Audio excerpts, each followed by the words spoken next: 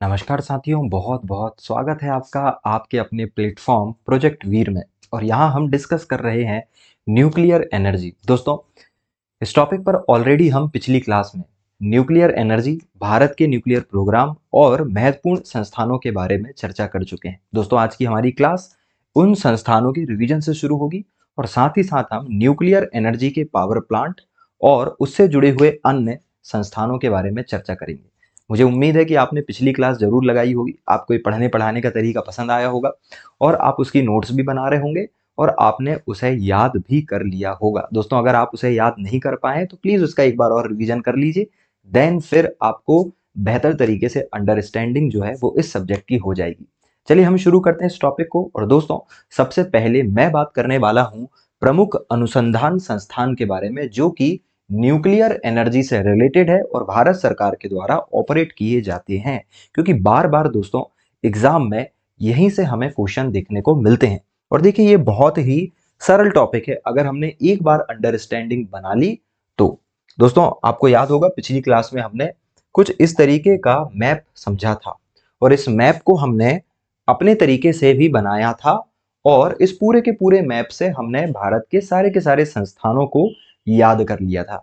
आइए मैं इसका एक बार आपको रिवीजन करवाता हूं, देन फिर हम आगे की तरफ चलते हैं। दोस्तों देखिए, सबसे पहले हम बना रहे हैं भारत का एक हाइपोथेटिकल मैप और इस हाइपोथेटिकल मैप में हम उन जगहों को सबसे पहले शॉर्टलिस्ट कर रहे हैं जिन जगहों पर हमें संस्थान पढ़ना है। और दोस्तों, मैंने आपको कहा था कि सबसे पहले आप 3 संस्थान जो हैं वो ऐसे पढ़िए जो कि बिल्कुल सीध में स्थित हैं, बिल्कुल एक के नीचे एक स्थित हैं। एक हो गया आपका क्या दोस्तों, जम्मू एंड कश्मीर। दूसरा हो गया आपका मध्य प्रदेश और दोस्तों तीसरा हो गया तेलंगाना। ये 3 जगह ऐसी है दोस्तों, 3 राज्य हैं। इनकी जगह की बात करें तो जम्मू कश्मीर में जो जगह है दोस्तों वो है गुलमर्ग। जम्मू कश्मीर में जगह है गुलमर्ग, यहाँ पर है गुलमर्ग। एमपी में जगह है दोस्तों इंदौर और तेलंगाना में जगह है दोस्तों सिकंदराबाद। दोस्तों ये तीन जगह है दोस्तों, जहां पर हमें दोस्तों यहाँ पर तेलंगाना में हमें देखना है हैदराबाद। यहाँ पर क्या देखना है? हैदराबाद हमें देखना है। यहाँ पर क्या है? हैदराबाद। ये 3 जगह हमने सबसे पहले शॉर्टलिस्ट की थी, ठीक है। फिर इसके अलावा हमें कहाँ देखना है दोस्तों? इसके अलावा यहाँ पर हमें एक जगह शॉर्टलिस्ट करनी है, महाराष्ट्र। थोड़ा नीचे आएगा महाराष्ट्र, है ना। यहाँ पर एक जगह हमें शॉर्टलिस्ट करनी है, महाराष्ट्र। और महाराष्ट्र में दोस्तों हमें 2 जगहों के बारे में देखना है। पहली जो जगह है वो दोस्तों वो है बॉम्बे। पहली जगह हो गई आपकी बॉम्बे। मैं बॉम्बे इसलिए लिख रहा हूं ताकि हमें इजीली याद हो जाए, अदरवाइज फिलहाल उसका नाम अब तो मुंबई हो चुका है, ये सबको पता है।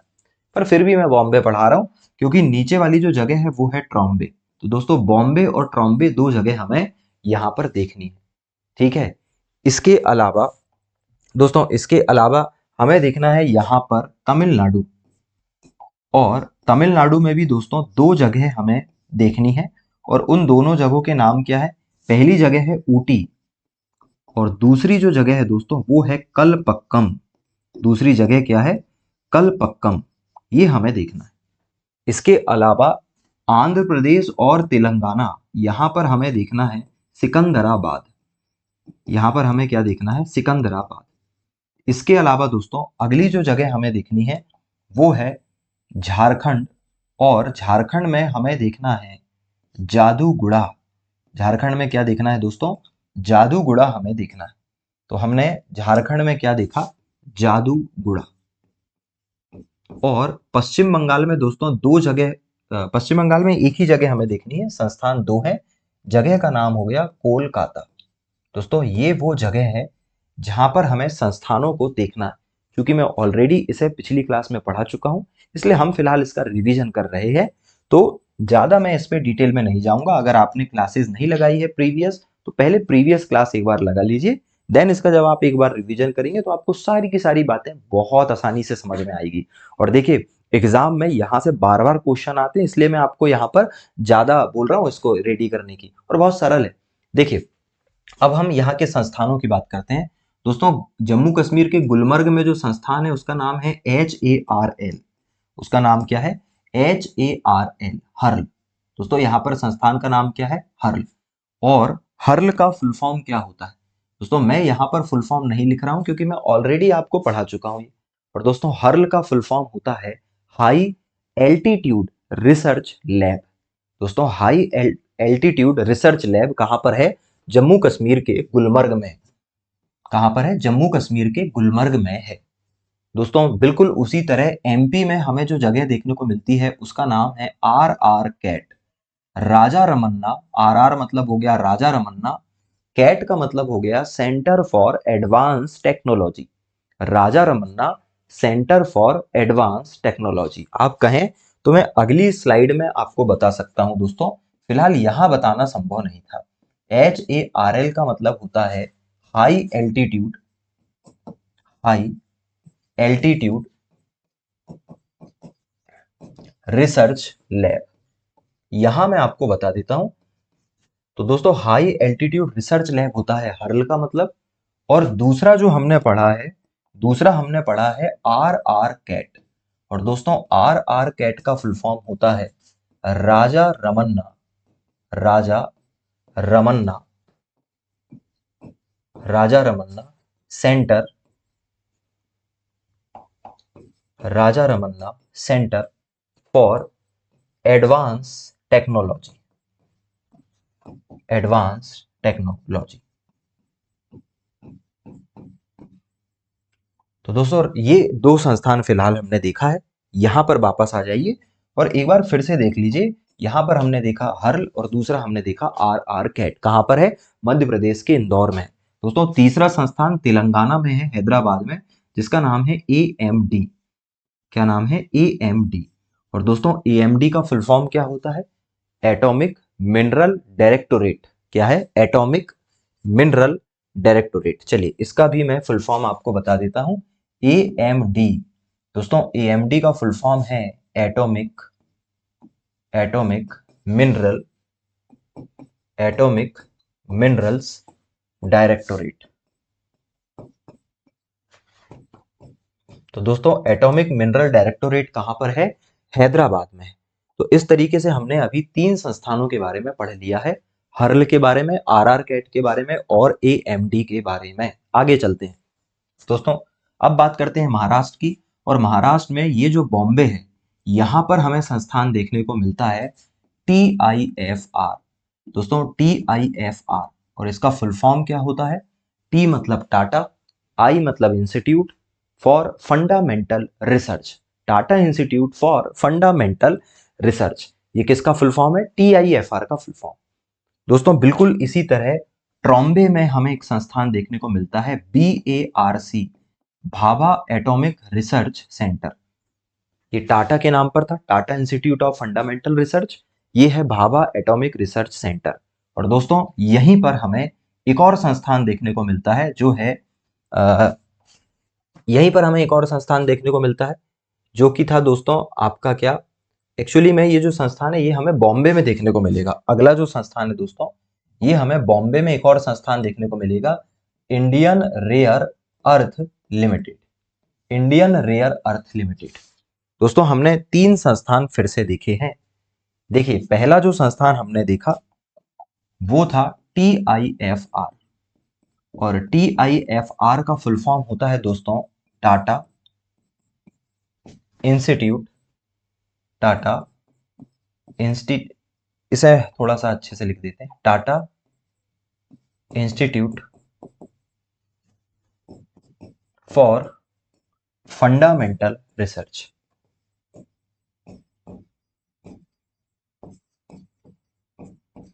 दोस्तों ये है TIFR का फुल फॉर्म। यही हमने देखा है इंडियन रेयर अर्थ लिमिटेड। यहीं पर हमने क्या देखा है? Indian Rare Earth Limited. दोस्तों इंडियन रेयर अर्थ लिमिटेड हमने यहां पर देखा। और एक और हमने देखा है BARC, Bhabha atomic research centre. हमने क्या देखा है? Bhabha atomic research centre, Bhabha atomic research centre, ये हमने यहां पर देखा। तो दोस्तों इस प्रकार हमने अभी तक इतने संस्थान देख लिए। चलें वापस आते हैं दोस्तों, बात करते हैं तमिलनाडु की, और तमिलनाडु के ऊटी में है RAC। और दोस्तों RAC का फुल फॉर्म मैंने आपको पिछली क्लास में बताया था। RAC का फुल फॉर्म होता है रेडियो एस्ट्रोनॉमी सेंटर। और कलपक्कम में संस्थान है IGCAR, Indira Gandhi centre for atomic research. देखिए तमिलनाडु में हमने दो संस्थान देखे थे। ऊटी में हमने देखा था RAC। दोस्तों RAC का फुल फॉर्म होता है रेडियो एस्ट्रोनॉमी सेंटर। और कलपक्कम में है दोस्तों IGCAR, Indira Gandhi centre for advance research. देखिए इसे भी मैं आपको बता देता हूं। हो सकता है साथियों कि आपको लग रहा हो कि ये टॉपिक टफ है, लेकिन देखिए बहुत ही कॉन्सेप्ट बेस्ड टॉपिक है। एक बार आपको इसका कॉन्सेप्ट समझ में आ गया, एक बार आपको फुल फॉर्म समझ में आ गया, आप कभी नहीं भूलेंगे। वैसे भी हम यहाँ पर MCQ पैटर्न के एग्जाम देने जा रहे हैं। अगर आपको कुछ भी थोड़ा सा भी याद रह गया तो हम तो सब समझदार हैं, और समझदार के लिए इशारा काफी होता है, हमें हिंट मिलना चाहिए। और अगर आप बड़ी शालीनता के साथ, थोड़ा सा पेशेंस के साथ अगर इस टॉपिक को पढ़ लेंगे तो एग्जाम में इजीली अटेंड करके आ जाएंगे, क्योंकि वहां पर आपको रिकॉल इजीली हो जाएगा, सुना सुना लगेगा, पढ़ा पढ़ा लगेगा, है ना। इसलिए मैं कह रहा हूं कि थोड़ा सा आपको लग सकता है, लेकिन घबराना नहीं है। देखिए हमने RAC पढ़ा, और RAC का फुल फॉर्म क्या होता है? Radio astronomy centre. Radio astronomy centre. और दूसरा हमने संस्थान देखा था दोस्तों IGCAR। दूसरा संस्थान क्या देखा है? IGCAR। और IGCAR मतलब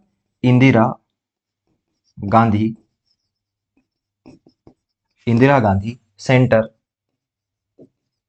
फॉर एटॉमिक रिसर्च।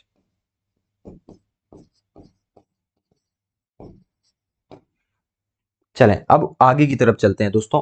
देखिए अभी तक हम इतने संस्थान देख चुके हैं, अब बात करते हैं सिकंदराबाद की। और सिकंदराबाद में जो संस्थान है उसका नाम है ECIL। दोस्तों ECIL का फुल फॉर्म है electric corporation of India limited. Electric corporation of India limited. Electric corporation of India limited. दोस्तों यहां पर सिकंदराबाद में जो संस्थान है उसका नाम क्या है? Electric corporation of India limited. ठीक है, आगे चलते हैं दोस्तों। झारखंड के जादूगुड़ा में है UCIL। और UCIL का फुल फॉर्म है uranium corporation of India limited. दोस्तों ये जो जादूगुड़ा है यहां पर यूरेनियम मिलता है, और ये यूरेनियम इस नाभिकीय ऊर्जा का सबसे अच्छा ईंधन है।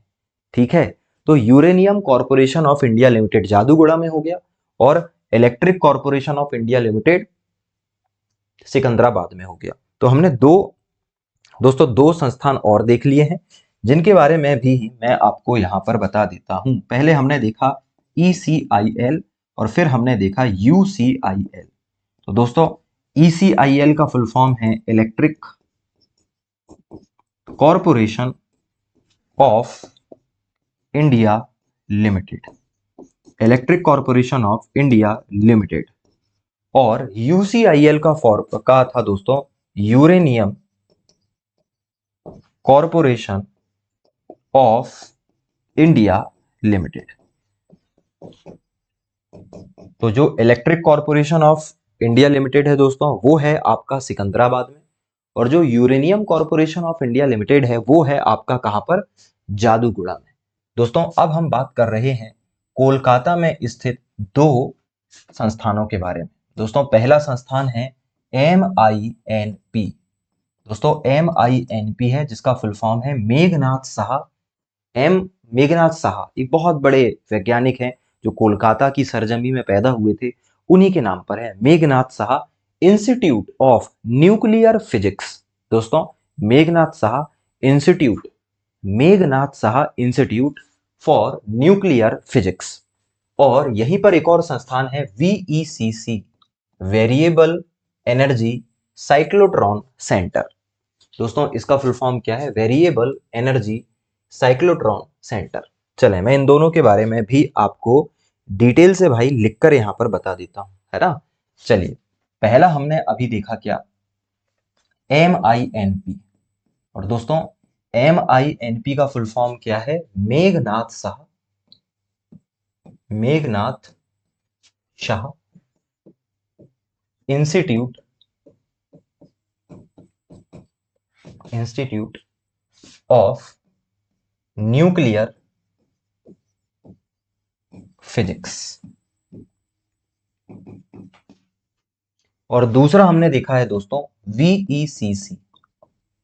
वीईसीसी मतलब वेरिएबल एनर्जी साइक्लोट्रॉन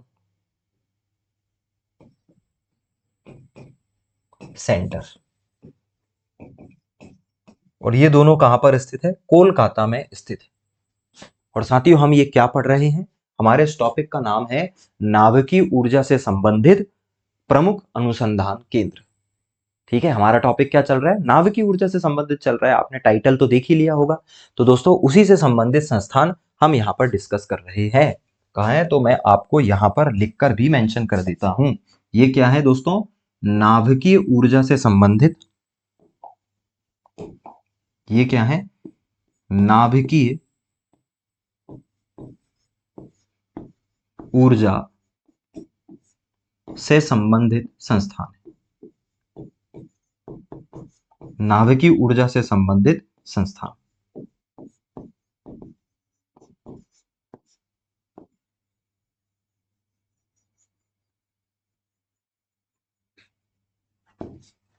चले भाई, तो जल्दी से इसे देख लीजिए साथियों, फिर हम आगे की ओर बातचीत करेंगे।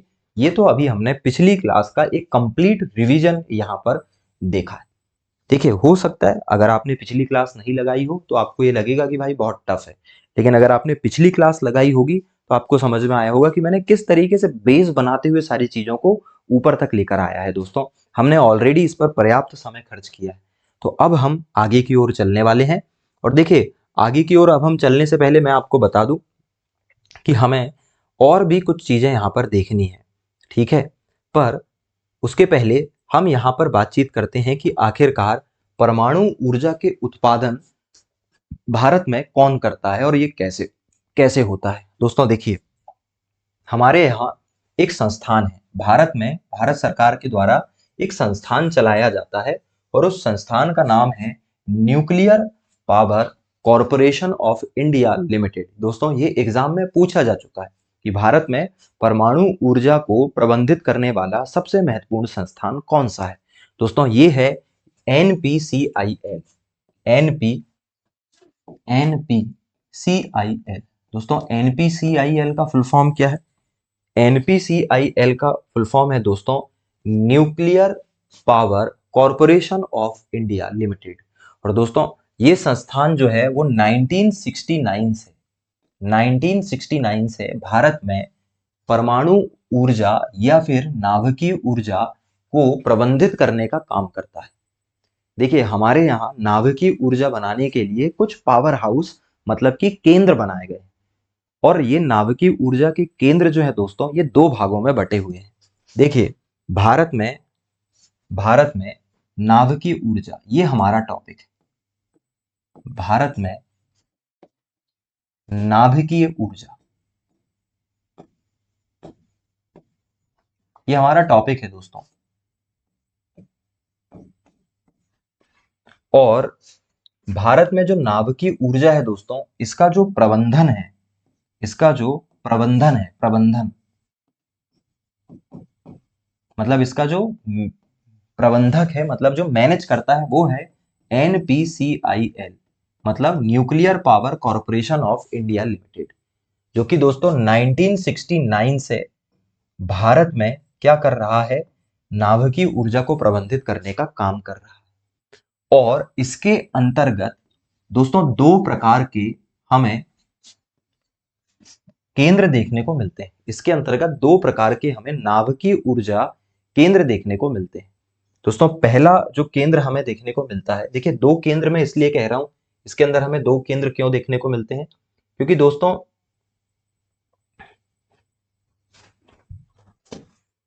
दोस्तों इसके अंदर जो नाभिकीय ऊर्जा केंद्र है वो दो भागों में बटे हुए हैं। एक तो ऐसे केंद्र हैं जो कि पहले से बन चुके हैं, है ना।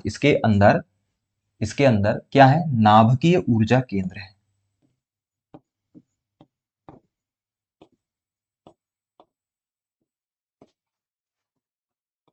नाभिकीय ऊर्जा केंद्र दोस्तों वो जगह है जहां पर न्यूक्लियर एनर्जी बनेगी। और ये नाभिकीय ऊर्जा केंद्र दो प्रकार के होते हैं। पहले होते हैं संचालित। संचालित का मतलब है दोस्तों ऐसे केंद्र जो कि पहले से ही बने हुए हैं और एक्टिव फॉर्म में है, मतलब अभी उसमें ऊर्जा बन रही है। ठीक है, ये एक्टिव है। और दूसरे हैं दोस्तों निर्माणाधीन, मतलब कि जिनमें कंस्ट्रक्शन का काम अभी चल रहा है। तो ये दो प्रकार के होते हैं। एक होते हैं ऑपरेशनल, मतलब जिसमें काम चल रहा है, और दूसरे होते हैं आपके कंस्ट्रक्शन, यानी कि जिसपे निर्माण हो रहा है, अभी बन रहे हैं। क्योंकि देखिए भाई, परमाणु ऊर्जा केंद्र बनाना एक बहुत जटिल प्रक्रिया है दोस्तों, क्योंकि इसके लिए सबसे पहले जमीन का आवंटन करना पड़ता है, फिर वहां के लोगों को दूर विस्थापित करना पड़ता है, पर्यावरण की भी एनओसी लेनी होती है, और एक जन समुदाय की भागीदारी को भी सुनिश्चित करना होता है। और इस काम में बहुत सारे अड़ंगे आते हैं, क्योंकि नाभिकीय ऊर्जा में सबको पता है कि अगर नाभिकीय ऊर्जा में जरा सा भी लापरवाही हुई तो यह अपने आप में एक परमाणु विस्फोट हो जाएगा। और दुनिया में पहले ऐसी घटना हो चुकी है। चेरवानोजी प्लांट एक बहुत बड़ा प्लांट था दोस्तों, है ना, जो कि अब यूक्रेन में आता है, वहां पर ब्लास्ट हो चुका है। इसके अलावा दोस्तों जापान में एक बार घटना हो चुकी है, तो लोग डरते हैं। तो देखिए, कुछ संचालित केंद्र हैं और कुछ केंद्र कैसे हैं, निर्माणाधीन हैं। हम इसके बारे में ही यहाँ पर बातचीत करने वाले हैं। मेरे ख्याल से इतनी चीजें समझ में आई होगी। अब इस फोटो को अच्छे से देख लीजिए। और दोस्तों जहां भी आपको केंद्र दिखाई दे रहे हैं, ये सब ऑपरेशनल, ये सब कैसे हैं, ऑपरेशनल हैं। ऑपरेशनल का मतलब होता है कि ये सारे के सारे कैसे हैं, संचालित हैं, मतलब ऑलरेडी इसके अंदर नाभिकीय ऊर्जा जो है दोस्तों वो बन रही है। ठीक है, इस मैप को देखकर बिल्कुल भी घबराइएगा मत। हम सारे के सारे जो भी नाभिकीय ऊर्जा के प्लांट है उसे एक मैप बनाकर कर लेंगे। लेकिन थोड़ा सा ध्यान देना, यहाँ पर हमें एक प्लांट जो है वो राजस्थान में दिखाई दे रहा है, एक हमें दिखाई दे रहा है दोस्तों गुजरात में, एक महाराष्ट्र में, एक कर्नाटक में और एक तमिलनाडु में, और इसके अलावा एक यूपी में भी हमें दिखाई दे रहा है। आइए अब देखते हैं संचालित संचालित नाभिकीय ऊर्जा केंद्र। दोस्तों संचालित नाभिकीय ऊर्जा के केंद्र हम डिस्कस करने वाले हैं, या हम इसको कह देते हैं nuclear power plant,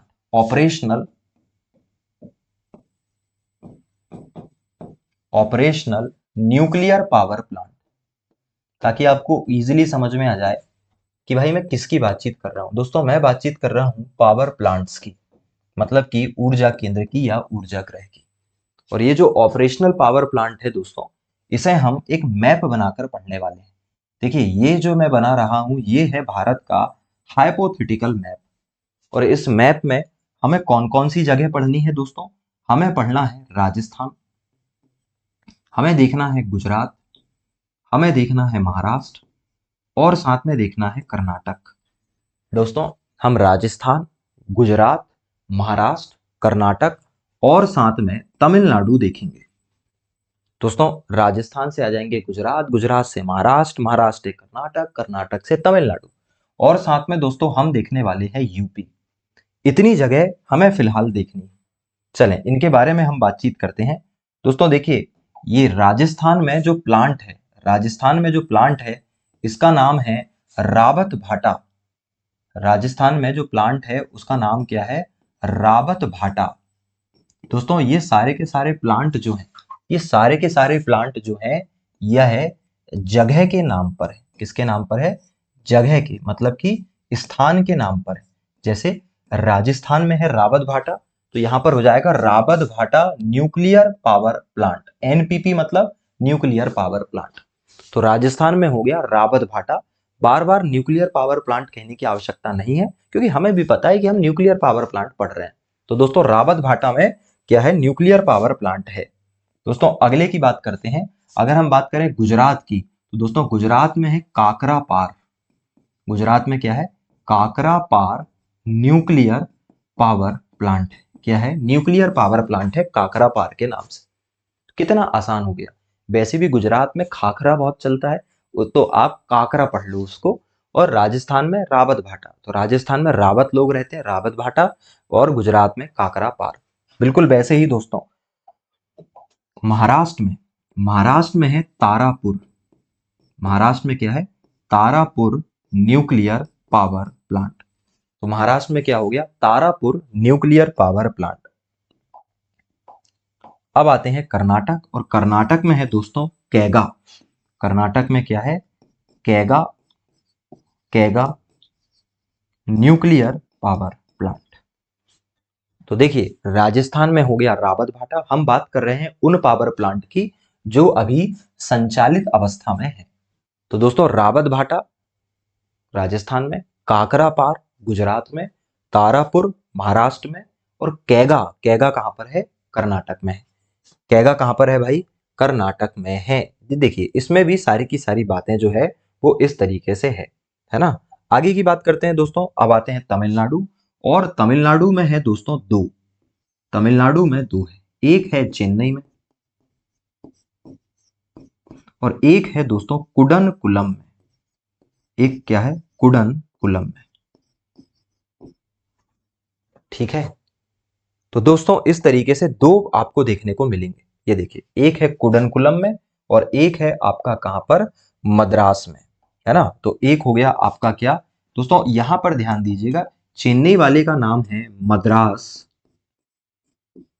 nuclear power plant, और कुडनकुलम वाले का नाम है कुडनकुलम न्यूक्लियर पावर प्लांट। बस इतनी सी बात देखना था। इसके अलावा दोस्तों, हमें एक और पावर प्लांट दिखाई देगा यूपी में, जिसका नाम है Narora, Narora nuclear power plant. और इसकी खास बात यह है दोस्तों कि यह स्वदेशी है, पूरी तरह स्वदेशी है और कछारी मिट्टी पर स्थित है। आमतौर पर कछारी मिट्टी पर न्यूक्लियर पावर प्लांट नहीं बनाए जाते हैं, पर उसके बावजूद भी हमने न्यूक्लियर पावर प्लांट कछारी मतलब कि काली मिट्टी पर बनाया है। पूरी तरह स्वदेशी है और यूपी में है, नरोरा में। इसलिए इसको हम क्या बोलते हैं? नरोरा या नरेरा बोल दो आप उसको, नरेरा न्यूक्लियर पावर प्लांट। दोस्तों, इतने न्यूक्लियर पावर प्लांट जो है वो वर्तमान में संचालित अवस्था में हैं।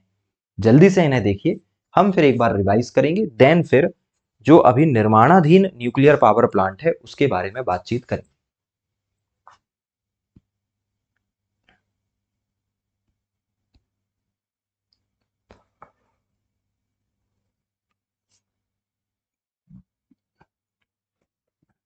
चलिए दोस्तों, अब हम बात करते हैं, पहले इसका एक बार रिवीजन कर लेते हैं। हम क्या पढ़ रहे थे? हम पढ़ रहे थे भाई भारत में नाभिकीय ऊर्जा, और हमने देखा भारत में नाभिकीय ऊर्जा NPCIL मतलब कि nuclear power corporation of India limited के द्वारा किया जाता है इसका प्रबंधन, जो कि 1969 से भारत में काम कर रहा है। इसके अंतर्गत नाभिकीय ऊर्जा केंद्र मतलब कि न्यूक्लियर पावर प्लांट आते हैं, जो दो प्रकार के होते हैं। एक होते हैं संचालित और दूसरे हैं आपके क्या? दूसरे हैं भाई आपके निर्माणाधीन।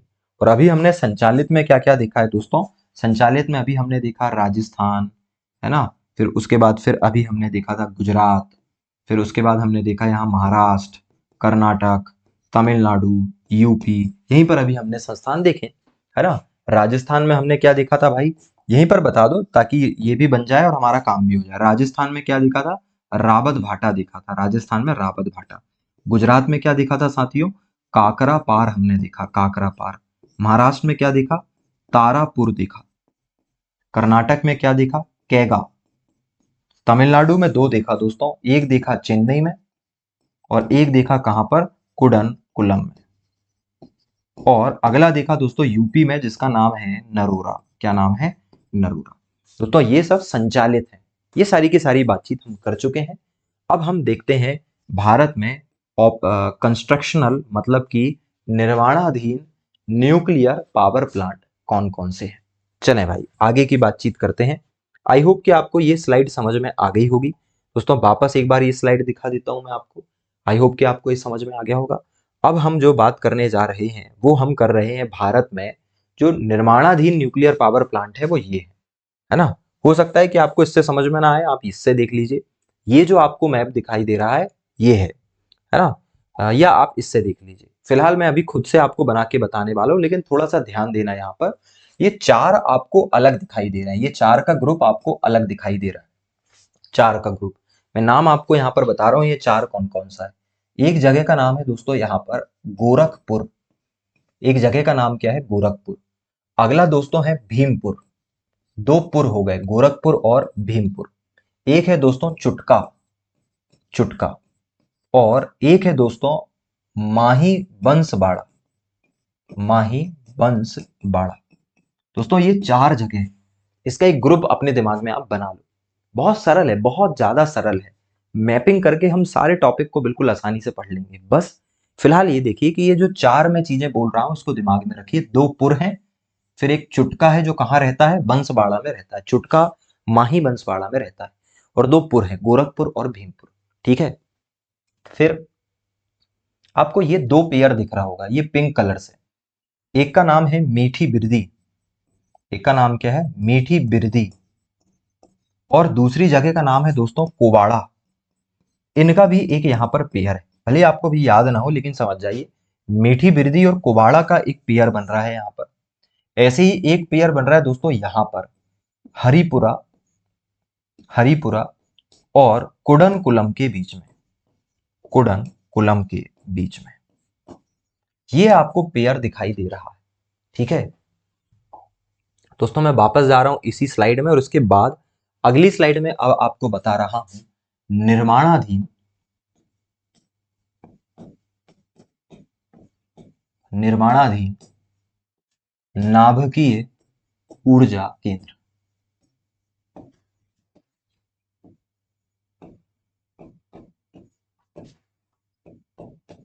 निर्माणाधीन नाभिकीय ऊर्जा केंद्र।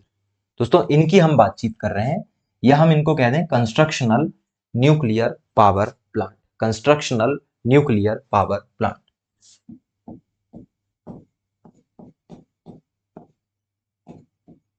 Constructional nuclear power plant.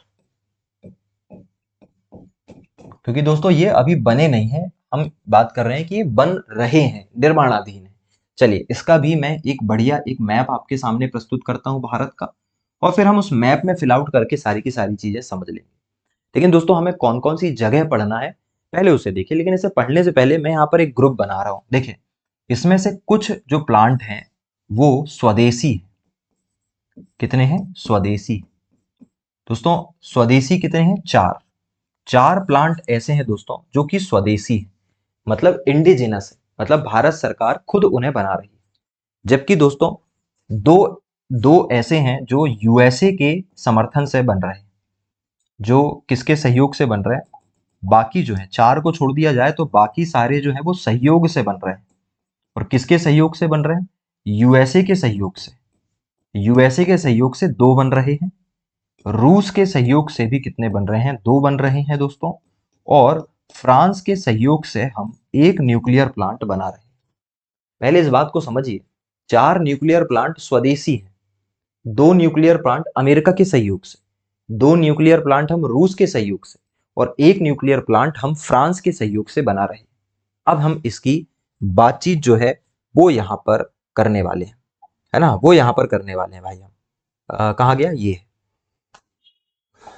चलें चलें दोस्तों यहां पर हम बात करते हैं। सबसे पहले स्वदेशी की बात करते हैं दोस्तों।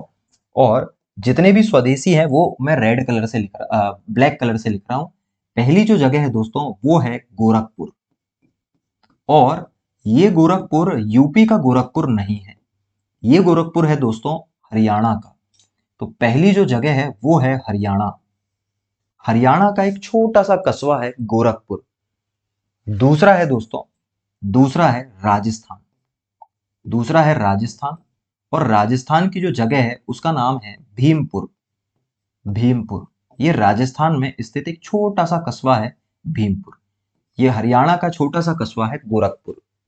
ऐसे ही दोस्तों एमपी, और एमपी में मंडला करके जिला है। और मंडला जिले में एक छोटी सी जगह है दोस्तों चुटका। क्या है, चुटका।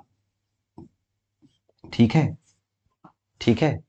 और थोड़ा सा ध्यान देना, यहां पर एक छोटी सी गलती हमने कर दी दोस्तों। राजस्थान में भीमपुर नहीं है, राजस्थान में है माही बंसवाड़ा। राजस्थान में क्या है, माही बंसवाड़ा। और एमपी में है दोस्तों दो जगह, चुटका और भीमपुर, चुटका और भीमपुर, है ना। थोड़ा सा ऐसे सुधार लीजिएगा, है ना। कई बार हो जाता है, हम करना कुछ चाहते हैं और कुछ और हो जाता है, लेकिन हमने उसे समय रहते स्वीकार कर लिया और उसे सुधार भी लिया, तो कोई बड़ा अब इशू नहीं। दोस्तों ये 4 जगह है। कौन-कौन सी जगह है ये 4? थोड़ा-सा इसे देखिएगा। पहली जो जगह है वो है गोरखपुर, दूसरी जगह है माही बंसवाड़ा, अगली जो 2 जगह है वो है चुटका और भीमपुर। और दोस्तों ये सारी की सारी जो जगह है, ये जो सारी की सारी जगह यहाँ पर आपको दिख रही है, ये सारी की सारी जगह कैसी है? ये स्वदेशी है। ये कैसे हैं दोस्तों? स्वदेशी हैं ये। मतलब भारत सरकार इन्हें खुद बना रही है। क्या-क्या? गोरखपुर, माही बंसवाड़ा, चुटका और भीमपुर। राइट? क्या ये चारों याद हैं? जल्दी से इन्हें देखो, फिर हम आगे चलेंगे। देखिए भाई, इत्मीनान से पढ़ना पड़ेगा, क्योंकि यहाँ पर फैक्ट काफी ज्यादा है। अगर हम अनावश्यक तौर पर लापरवाही करेंगे तो फिर हमें चीजें याद नहीं होगी। और मुझे पता है साथियों, आप भी बड़े डेडिकेशन के साथ पढ़ रहे होंगे, क्योंकि आपको ये इत्मीनान वाला तरीका पसंद आ रहा होगा। ठीक है, देखिए, हरियाणा में गोरखपुर, ये यूपी वाला गोरखपुर नहीं है, इस बात को समझिएगा। बिल्कुल कंफ्यूजन में मत आना कि मुझसे कोई गलती हो गई, नहीं। यूपी का गोरखपुर अलग है, हरियाणा में गोरखपुर एक बहुत छोटा सा कस्बा है। राजस्थान में माही बंसवाड़ा, चुटका और भीमपुर एमपी में। अब देखिए 2 जगह दोस्तों, यहां पर है गुजरात, यहां पर है गुजरात और यहां पर है आंध्र प्रदेश। और दोस्तों इन दोनों का संबंध है, इन दोनों का संबंध इसलिए है क्योंकि इन दोनों जगह पर बनने वाले जो प्लांट है वो अमेरिका की मदद से बन रहे हैं। किसकी मदद से बन रहे हैं? अमेरिका की मदद से बन रहे हैं। गुजरात में जो जगह है उसका नाम है दोस्तों मीठी बर्दी। इनफैक्ट उसका पूरा नाम है छाया मीठी बिरदी। दोस्तों थोड़ा अजीब नाम है, गुजराती नाम है। या तो आप छाया याद रख लीजिए या पूरा नाम याद रख लीजिए, छाया मीठी बिरदी। और दोस्तों इसी तरह आंध्र प्रदेश में जगह का नाम है कोबाड़ा। जगह का नाम क्या है? कोबाड़ा। और दोस्तों ये जो दोनों जगह आपको दिखाई दे रही है, छाया मीठी बिरदी और कोबाड़ा, मतलब कि गुजरात में छाया मीठी बिरदी और आंध्र प्रदेश में कोबाड़ा, ये अमेरिका के सहयोग से बन रहे हैं। न्यूक्लियर पावर प्लांट है जो बन रहे हैं। बिल्कुल इसी तरह दोस्तों, बिल्कुल इसी तरह यहां पर है महाराष्ट्र। यहां पर क्या है? महाराष्ट्र। और महाराष्ट्र में जगह है जैतपुर। महाराष्ट्र में जगह का नाम क्या है? जैतपुर। और ये जैतपुर जो है दोस्तों, इसका निर्माण फ्रांस की मदद से हो रहा है। इसका निर्माण किसकी मदद से हो रहा है? फ्रांस की मदद से हो रहा है। तो महाराष्ट्र में जैतपुर फ्रांस के सहयोग से बन रहा है, गुजरात में छाया मीठी बिरदी और आंध्रा में कोबाड़ा यूएसए के सहयोग से बन रहा है।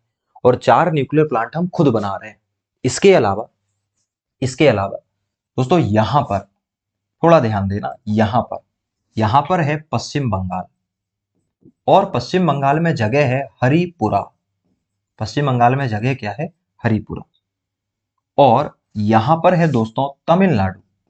और तमिलनाडु में जगह है कुडनकुलम। दोस्तों कुडनकुलम में ऑलरेडी एक पावर प्लांट संचालित है, चल रहा है। यहां पर कुडनकुलम के नाम से दूसरा पावर प्लांट बन रहा है। और दोस्तों ये जो है, ये दोनों रूस के सहयोग से बन रहे हैं। किसके सहयोग से बन रहे हैं? रूस के सहयोग से बन रहे हैं। जल्दी से इसे देखिए, बड़ा गजब का मैप हमने बनाया है निर्माणाधीन नाभिकीय ऊर्जा केंद्रों को पढ़ने के लिए, है ना। जल्दी से इसे देखिए, फिर हम एक बार रिवाइज करेंगे, देन फिर भाई आगे की तरफ हम बढ़ने वाले हैं।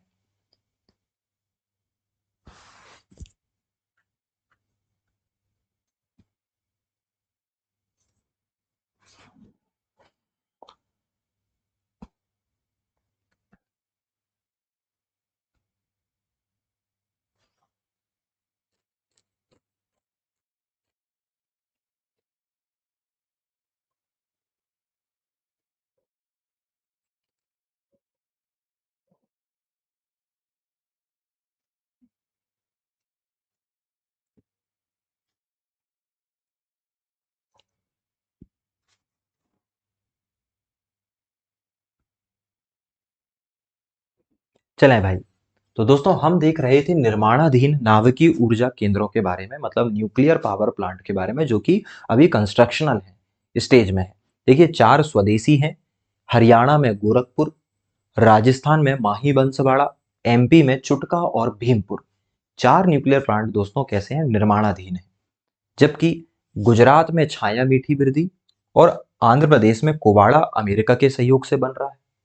दोस्तों महाराष्ट्र में जैतपुर में फ्रांस के सहयोग से बन रहा है, और पश्चिम बंगाल में हरिपुरा और तमिलनाडु में कुडनकुलम सेकंड ये रूस के सहयोग से बन रहा है। दोस्तों ये ऑपरेशनल नहीं है, ये कैसे है, कंस्ट्रक्शनल है, जबकि ऑपरेशनल ये है। तो इतने सारे न्यूक्लियर प्लांट भारत में मौजूद हैं। ये सारे के सारे जो न्यूक्लियर प्लांट आपको दिख रहे हैं दोस्तों, ये सारे के सारे न्यूक्लियर प्लांट कैसे हैं, संचालित हैं। और इसके बाद जो मैंने बनाए हैं ये कैसे हैं, निर्माणाधीन है। ठीक है, तो हमने इस प्रकार भारत में फिलहाल क्या पढ़ा है, भारत में न्यूक्लियर पावर प्लांट डिस्कस किया है। लेकिन दोस्तों न्यूक्लियर पावर प्लांट के अंदर रिएक्टर होता है। न्यूक्लियर पावर प्लांट के अंदर क्या होता है, रिएक्टर होता है, जहां पर ही रिएक्शन होती है। यहीं पर क्या होता है, रिएक्टर होता है। रिएक्टर वो यंत्र है, यह यंत्र है जिसके अंदर क्या होती है, जिसके अंदर रिएक्शन होती है। कौन सी रिएक्शन, चेन रिएक्शन। और उसी चेन रिएक्शन के द्वारा न्यूक्लियर एनर्जी बनती है। दोस्तों जब किसी भारी नाभिक वाले तत्व पर, जैसे कि यूरेनियम 235 पर न्यूट्रॉन की बॉम्बिंग की जाती है, तो उससे उससे दो छोटे छोटे तत्व बनते हैं, और साथ में भारी मात्रा में जो है अल्फा किरणें निकलती है, और उसी को हम न्यूक्लियर एनर्जी कहते हैं। और इस घटना को न्यूक्लियर फ्यूजन मतलब कि नाभिकीय विखंडन कहते हैं। ठीक है, तो ये रिएक्शन रिएक्टर के अंदर होती है। और दोस्तों भारत के पास कौन कौन से रिएक्टर हैं उसे जरा आप यहां पर देखना। दोस्तों अब हम देख रहे हैं रिएक्टर्स। और मैं फिर से आपको एक बार बता दूं दोस्तों, रिएक्टर्स क्या है, रिएक्टर्स वह यंत्र है जहां जहां नाभिकीय विखंडन की क्रिया होती है, जहां पर नाभिकीय विखंडन की क्रिया की जाती है। दोस्तों इसी के अंदर पूरा का पूरा न्यूक्लियर एनर्जी का बनाने का प्रोसेस चलेगा। भारत के पास अब हम बात ये कर रहे हैं, अब हम बात कर रहे हैं भारत के प्रमुख रिएक्टर। भारत के प्रमुख रिएक्टर की हम बात कर रहे हैं दोस्तों। और ध्यान दीजिएगा बहुत छोटा सा टॉपिक है ये हमारा, बहुत छोटा सा टॉपिक। भारत के प्रमुख रिएक्टर्स को याद रखना बहुत आसान है दोस्तों। पहले नाम आप देख लो फिर आपको समझ में आएगा। दोस्तों पहला है अप्सरा। पहला रिएक्टर का नाम क्या है, अप्सरा। दूसरा है दोस्तों पूर्णिमा। दूसरे का नाम क्या है, पूर्णिमा। तीसरे का नाम है दोस्तों जर्लीना। तीसरे का नाम क्या है, जर्लीना। ये लड़कियों के नाम नहीं है साथियों, ये नाम है रिएक्टर के, अप्सरा, पूर्णिमा, जर्लीना। ठीक है, अगला है कामिनी। अगला नाम क्या है, कामिनी। पांचवा है दोस्तों साइरस। और छठवा है दोस्तों ध्रुव। हमारे पास 6 रिएक्टर है। कितने रिएक्टर है, 6। कैसे याद रखेंगे, एक सिंपल सी ट्रिक है। आप एपीजे अब्दुल कलाम जी को तो जानते होंगे, तो पहला शब्द याद रख लीजिए एपीजे, और दूसरा केएसडी। दूसरा शब्द क्या है, केएसडी। तो ए से हो गया अप्सरा, पी से हो गया पूर्णिमा, जे से हो गया जर्लीना। अप्सरा, पूर्णिमा, जर्लीना। के से कामिनी, एस से साइरस, डी से ध्रुव, केएसडी। तो इस प्रकार दोस्तों हमारे 6 जो हैं वो रिएक्टर हैं। इसमें से दोस्तों इसमें से अगर हम सबकी बात करें, है ना, ये देखिए ये यहां पर लिखे हुए हैं, ये सारे के सारे क्या हैं, हमारे रिएक्टर हैं भाई, है ना। पेज में भी लिखे हुए हैं और इस तरीके से मैंने भी क्या कर दिया है, मेंशन कर दिया है। दोस्तों पहला रिएक्टर अप्सरा है जो कि 1956 में बना था। कब बना था, 1956 में बना था। ठीक है, और जो ध्रुव है दोस्तों ये सबसे शक्तिशाली रिएक्टर है। ये सबसे शक्तिशाली रिएक्टर है। इससे ज्यादा फिलहाल आपको देखने की आवश्यकता नहीं है, इतना ही हमसे एग्जाम में पूछा जाएगा। हाँ एक चीज और पूछी जा सकती है, कामिनी जो है दोस्तों ये कलपक्कम में है। कामिनी कहां पर रखा हुआ है, कलपक्कम में रखा हुआ है। कामिनी कलपक्कम में, बाकी सभी बाकी सभी के सभी जो है दोस्तों वो ट्रॉम्बे में है। बाकी सभी के सभी कहाँ रखे हैं? महाराष्ट्र के ट्रॉम्बे में रखे हैं। लेकिन कामिनी कहाँ पर है? कलपक्कम में। इतनी बातें आपसे पूछी जा सकती है। जल्दी से इसे भी एक बार देख लीजिए, देन फिर हम आगे की तरफ यहाँ पर चलने वाले हैं भाई।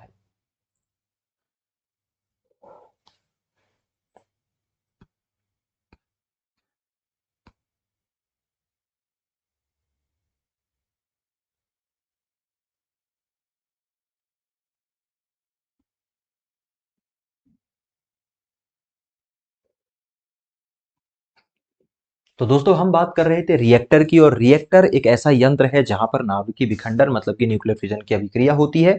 और भारत के प्रमुख रिएक्टर की बात करें तो कैसे याद रखेंगे? एपीजेकेएसडी, मतलब कि एपीजेकेएसडी का फुल फॉर्म, इसका अगर हम निकालें कि इसमें क्या क्या अर्थ हैं, तो ए से हो जाएगा आपका क्या? ए से अप्सरा, पी से पूर्णिमा, जे से दोस्तों जर्लीना, फिर कामिनी, साइरस और ध्रुव। और दोस्तों इसमें से अप्सरा पहला रिएक्टर है जो कि 1956 में बना था। जो दोस्तों कामिनी है वो कलपक्कम में रखा है। कलपक्कम कहां पर है? तमिलनाडु में है कलपक्कम। ठीक है। और ध्रुव जो है वो सबसे शक्तिशाली है। कामिनी को छोड़कर बाकी सारे जो हैं वो कहाँ रखे हुए हैं?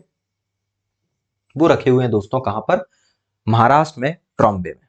महाराष्ट्र में कहाँ रखे हुए हैं? ट्रॉम्बे। तो ये थे दोस्तों भारत के प्रमुख रिएक्टर। ठीक है। अब हम आगे की बातें करते हैं, और आगे की हमारी जो बातचीत है दोस्तों वो है हमारे यहाँ भारी जल उत्पादन के संयंत्र। इस बात को समझिएगा। पहले तो बात समझिए कि भारी जल क्या होता है। दोस्तों हम यहाँ पर डिस्कस करने वाले हैं भारी जल संयंत्र।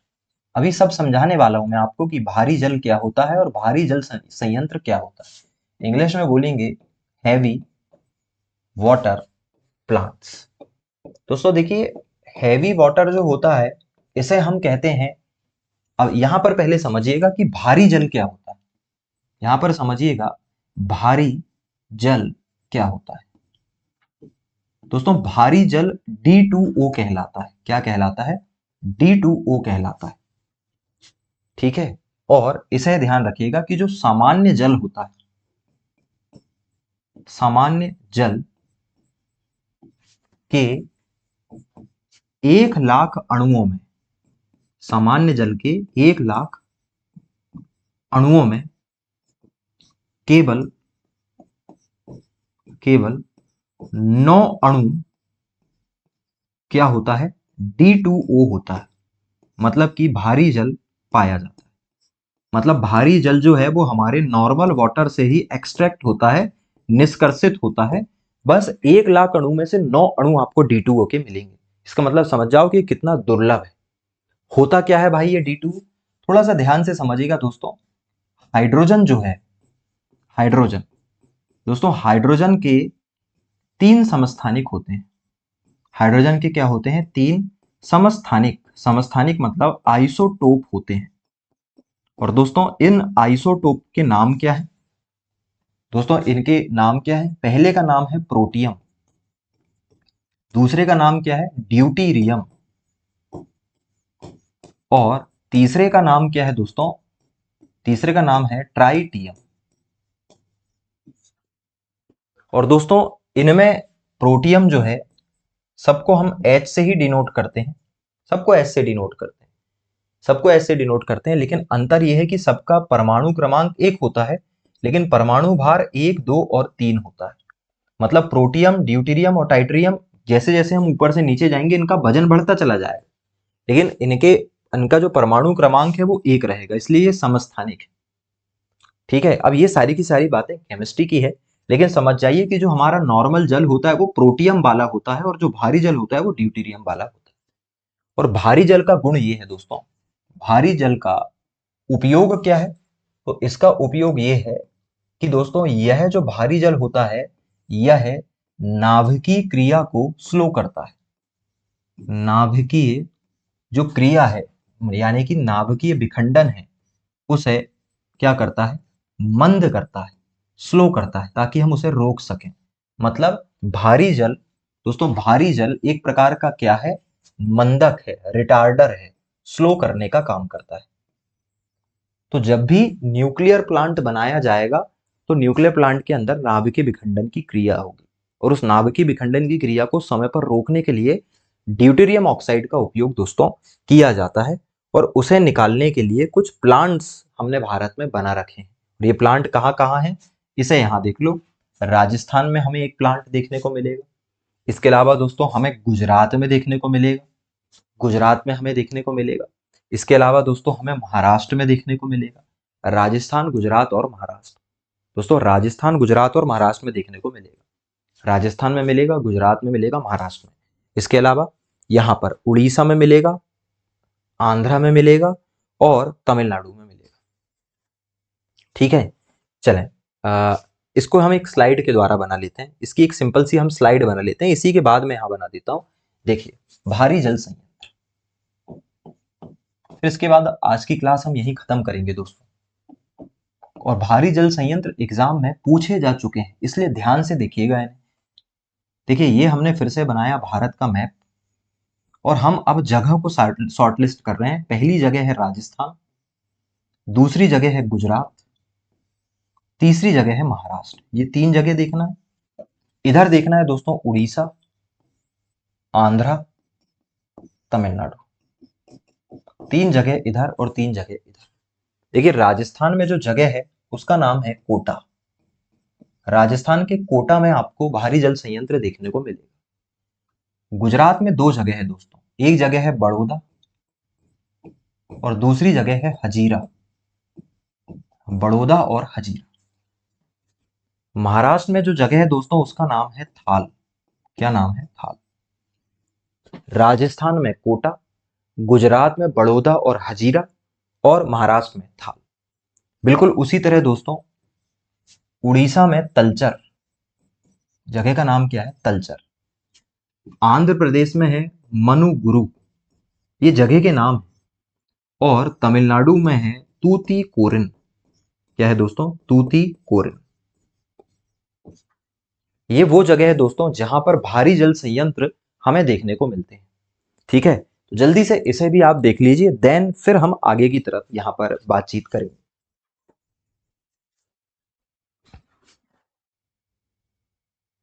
चलें दोस्तों, भारी जल का आपको यहाँ पर उपयोग मैंने समझाया क्या होता है। मैंने आपको बेसिकली यहाँ पर समझा दिया है कि भारी जल संयंत्र को जिस तरीके से काम करता है ऐसा वैसा होता है, और ये मंदक होता है। और कहाँ कहाँ पाया जाता है? 6 राज्यों में हमें देखना है। राजस्थान में कोटा, गुजरात में बड़ौदा और हजीरा, महाराष्ट्र में थाल देखना है हमें, तमिलनाडु में तूतीकोरन, यहाँ पे मनुगुरु और यहाँ पे तलचर।